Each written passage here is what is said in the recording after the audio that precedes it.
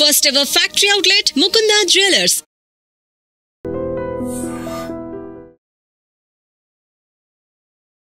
నమస్తే, welcome back to YT media. నేను మీ ఝాన్సీ.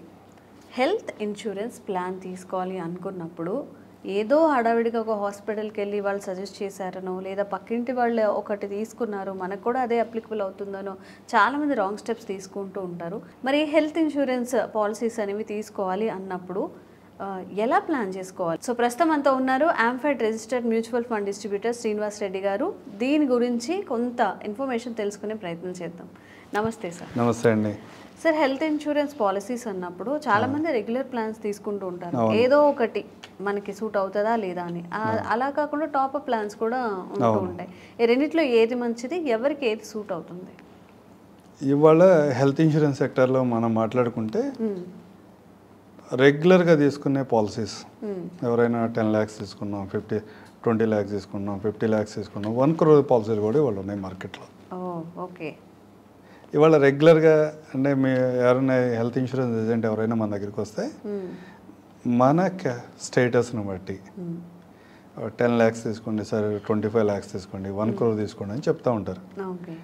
ఎందుకు చెప్తాం? మన అవసరం కోసమే చెప్తున్నాం. కానీ ఫ్యూచర్లో కొన్ని రకాలైన ఇబ్బందులు అయితే హెల్త్ ఇన్సూరెన్స్ పాలసీలో ఉంటాయి. ఎందుకు ఉంటాయంటే, ఇవాళ మనం 30 yearsలో ఉన్నాం. 30 yearsలో ఉండి వైఫ్ అండ్ హస్బెండ్ 2 kids ఉన్న వాళ్ళకి మనం ప్లాన్ ప్రజెంట్ చేస్తున్నప్పుడు వాళ్ళకి రెగ్యులర్గా ఒక 10 lakhs పాలసీ గురించి మాట్లాడుతుంటే 20,000 వస్తుంటే 1 crore పాలసీ గురించి మాట్లాడుతున్నప్పుడు 35,000 40,000 వస్తుంది ప్రీమియం. అంటే కవరేజ్ 10 times పెరుగుతుంది కానీ మీ ప్రీమియం డబల్ కూడా అవ్వట్లేదు. అలా ఉన్నప్పుడు చాలామంది పర్లేదు మనం 1 crore వెళ్ళిపోదాం. 1 crore వెళ్ళటం రైట్ డిసిషన్ రాంగ్ డిసిషన్ అంటే 30 years 20 years 25 years 30 years 35 40 ఉన్న వాళ్ళందరూ కూడా 1 crore తీసుకుంటాం అన్నది అవసరమే. అదేమి రాంగ్ డిసిషన్ కాదు. ఎందుకు అవసరం అంటే ఇవాళ ఉన్న హాస్పిటాలిటీ, ఇవాళ ఉన్న హైదరాబాద్లో ఉన్న హాస్పిటల్స్ కనుక మనం చూస్తే స్టార్ హోటల్కి ఎలా ఉంటుందో మాకైతే తెలియదు, కానీ హాస్పిటల్ కూడా స్టార్ హోటల్ కంటే బ్రహ్మాండంగా ఉంటుంది. అంత హాస్పిటాలిటీ ఇచ్చినప్పుడు ఆబ్వియస్గా అక్కడ ఉన్న సర్వీసెస్ కూడా అంతే కాస్ట్లీ ఉన్నాయి. ఒక 5 years బ్యాక్ ఏదైనా ప్రొసీజర్ జరగాలంటే ఒక 1 lakh 2 lakhs అవుతుంటే అదే ప్రొసీజర్ ఇవాళ దగ్గర 8 నుంచి 10 లక్షలు తీసుకుంటున్నారు. నెక్స్ట్ 20 years 30 years తర్వాత ఏమవుతుందో చూడండి. దానికని 1 crore పాలసీ బెటరే. కానీ దాంతోపాటు నేను ఒక స్ట్రాటజీ చెప్తా, వినండి.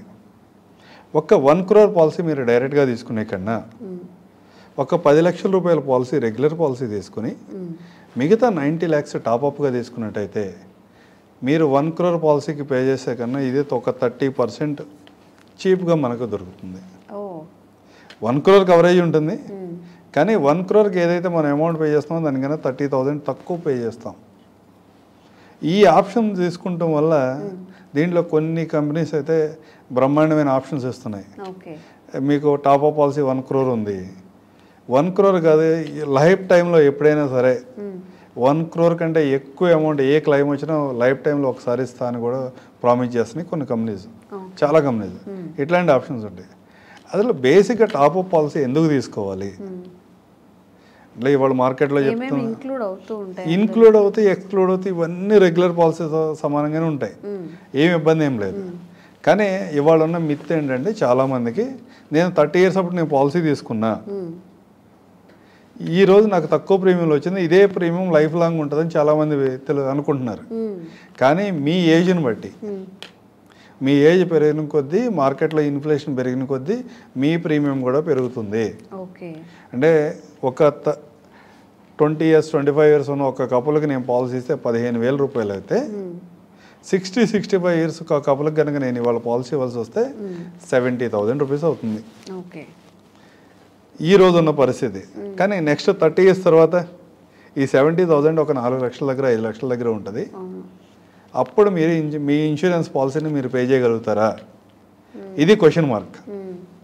అందుకని మేమేమంటామంటే జనరల్గా మీరు ఒక రెగ్యులర్ పాలసీ పెట్టుకోండి, బేస్ పాలసీ రెగ్యులర్ పెట్టుకోండి. ఒక 5 లక్షలు కానీ 10 లక్షలు కానీ 15 లక్షలు కానీ ఎఫోర్డ్ చేయగలిగినంత రెగ్యులర్ పాలసీ పెట్టుకోండి. మిగతా పాలసీని టాప్అప్గా తీసుకోండి. అంటే రెగ్యులర్ పాలసీకి టాప్అప్ పాలసీకి తేడా ఏంటంటే మీరు రిటైర్మెంట్ ఫేస్కి వచ్చినప్పుడు లేదా 50s 60s రీచ్ అయ్యేపాటికి అప్పుడు కూడా మీకు హెల్త్ ఇన్సూరెన్స్ అవసరమే. 100% పాలసీ ఏదో ఒక పాలసీ అయితే ఉండాలి ఇవాళ ఉన్న కండిషన్లో. కానీ ఏమవుతుందంటే మీ 10 లక్షలు మీ 1 crore పాలసీ కనుక ఈరోజు మీరు 1 crore పాలసీ డైరెక్ట్గా తీసుకుని ఆ పాలసీని 60 years తర్వాత మీరు కంటిన్యూ చేయాలంటే దగ్గర మీ ప్రీమియం 4 నుంచి 5 లక్షలు అవుతుంది. ఇన్ఫ్లేషన్ క్యాలిక్యులేట్ చేసుకుంటే నెక్స్ట్ 30 years తర్వాత 4 లక్షలుగా అవుతున్నప్పుడు ఆ రోజు దాన్ని ఎఫర్ట్ చేయడం చాలా కష్టం అని అనిపిస్తుంది. కానీ ఇదే టాప్అప్ పాలసీ మీకు 25%లోనే వచ్చింది. రెగ్యులర్ పాలసీకి ఏదైతే ప్రీమియం పే చేస్తున్నారో దాంట్లో 25%లోనే టాప్అప్ పాలసీలు వచ్చే అవకాశం ఉంటుంది. ఈ రోజు కాస్ట్ కూడా అదే విధంగా ఉంది. ఏమవుతుంది అంటే ఇవాళ మనందరికీ కూడా 5 లక్షల రూపాయలు 10 లక్షల రూపాయలు చాలా పెద్ద అమౌంట్ మిడిల్ క్లాస్లో. కానీ ఒక 20 years తర్వాత 30 years తర్వాత అది కొంచెం తక్కువగా చాలా తక్కువ అమౌంట్ కదా. అంటే మనం పెట్టలేకపోయామా అప్పుడు ఆ రోజుకి వచ్చేపాటికి మీ 5 లక్షల రూపాయలు 10 లక్షల రూపాయలు మీరు ఓన్లీ టాప్అప్ పాలసీనే ఉంది మీకు. ఆ రోజుకి వచ్చేపాటికి మీ ఆ టాప్అప్ పాలసీని కనుక మీరు కంటిన్యూ చేసుకుంటూ ఉంటే ఇనీషియల్గా 5 లక్షలు 10 లక్షలు వస్తే మీరు పే చేసుకుంటారు. అది ఆ రోజుకి మీకు చిన్న అమౌంటే. మీ బియాండ్ ద లిమిట్స్ ఈ 10 లక్షలు దాటి వెళ్తున్నప్పుడు ఇన్సూరెన్స్ కంపెనీ మీ పాలసీలోకి వస్తుంది. అది కూడా అవసరమైతే. ఇన్సూరెన్స్ పాలసీలు తీసుకున్న వాళ్ళందరూ హాస్పిటల్ అడ్మిట్ అవ్వరుగా.